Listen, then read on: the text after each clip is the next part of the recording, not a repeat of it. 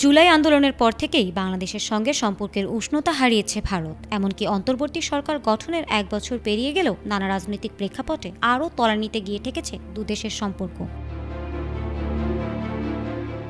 নতুন করে আবারও বাংলাদেশ ও ভারতের সম্পর্ক কিছুটা উত্তেজনাপূর্ণ হয়ে উঠেছে। সাম্প্রতিক সময়ে দুটি ঘটনা এই সম্পর্ককে আলোচনার কেন্দ্রে নিয়ে এসেছে। একটি পিলখানা হত্যাকাণ্ডে ভারতের সম্ভাব্য সংশ্লিষ্টতা, অন্যটি ইনকিলাব মঞ্চের নেতা শরীফ ওসমান হাদির ওপর হামলার পর অভিযুক্তের ভারতে পালিয়ে যাওয়া। এখন অনেকে বিশ্বাস করতে শুরু করেছে হাদির ওপর হামলার নেপথ্যেও আওয়ামী ফ্যাসিস্ট চক্র ছাড়াও পরোক্ষভাবে ভারতের ইন্ধন থাকতে পারে। এদিকে এ ঘটনায় জুলাই যোদ্ধাদের বিভিন্ন সভা সমাবেশ থেকে ভারতকে উদ্দেশ্য করে নানা রকম তীর্যক বক্তব্য দেওয়া হচ্ছে। ভারতও বিষয়টিকে ভালোভাবে নিচ্ছে না।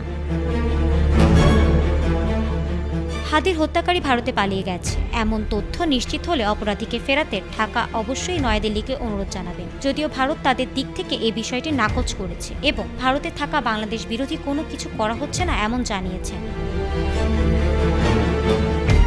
এদিকে বুধবার পররাষ্ট্র উপদেষ্টা তৌহিদ হোসেন বলেন, বাংলাদেশে নির্বাচন কেমন হবে সেটা নিয়ে আমাদের প্রতিবেশীদের উপদেশ চাই না। এই সরকার প্রথম দিন থেকে স্পষ্টভাবে বলে আসছে নির্বাচন হবে অত্যন্ত উচ্চমানের। তিনি আরও বলেন, আমরা তাদের হাই কমিশনারকে ডেকে যা কিছু বলেছি তা থেকে তারা কিছু গ্রহণ করেনি। সে বিষয়ে তাদের কিছু দ্বিমত আছে। একইভাবে আমাদের হাই কমিশনারকেও তারা ডেকেছে।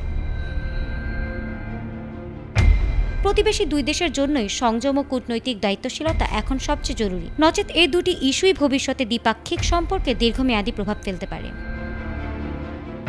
Desk report, ATN Bangla.